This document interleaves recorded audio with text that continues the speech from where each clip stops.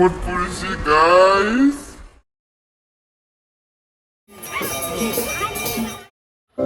Hello' everyone, welcome back to my YouTube channel. মোৰ আনিটি ব্লগলৈ আপোনালোক সকলোকে স্বাগতম জনালোঁ।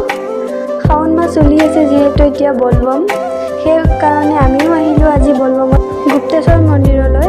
আৰু এইফালে চাকি জ্বলাবৰ কাৰণে পূৰা যোগাৰ কৰি ল'লোঁ। আমি যোৱা দেৰি হোৱাৰ কাৰণে বেছি মানুহ হোৱা নাই, মানে ৰাতিপুৱা বহুত মানুহ হয় বোলে, কিন্তু আমাৰ উঠা দেৰি হ'ল, সেইকাৰণে অলপ দেৰি হ'ল যোৱা। বতাহ মাৰি থকাৰ কাৰণে চাকি জ্বলাবলৈ অলপ কষ্ট হৈ আছিল, যেনে তেনেকৈ জ্বলালোঁ। আৰু এই গৰুজনীৰ কাণত হেনো যি খোজোঁ, মানে যি উইচ কৰোঁ সেইটোৱে পাওঁ,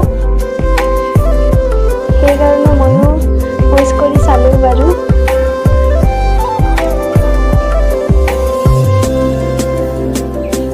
মোক উইচ কৰা দেখি চানিয়াৰো উইচ কৰিব মন গ'ল বোলে, তাইও উইচ কৰি আছে। মাজতে আইতা এজনী আহি কিনে আইতাজনীও সেৱা কাঢ়িলে।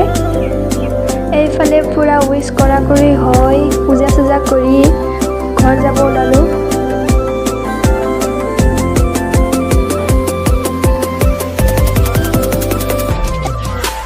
চানুৰ বোলে পাহাৰত উঠিবৰ মন গ'ল, সেইকাৰণে আৰু পাহাৰত উঠিবলৈ গ'লোঁ।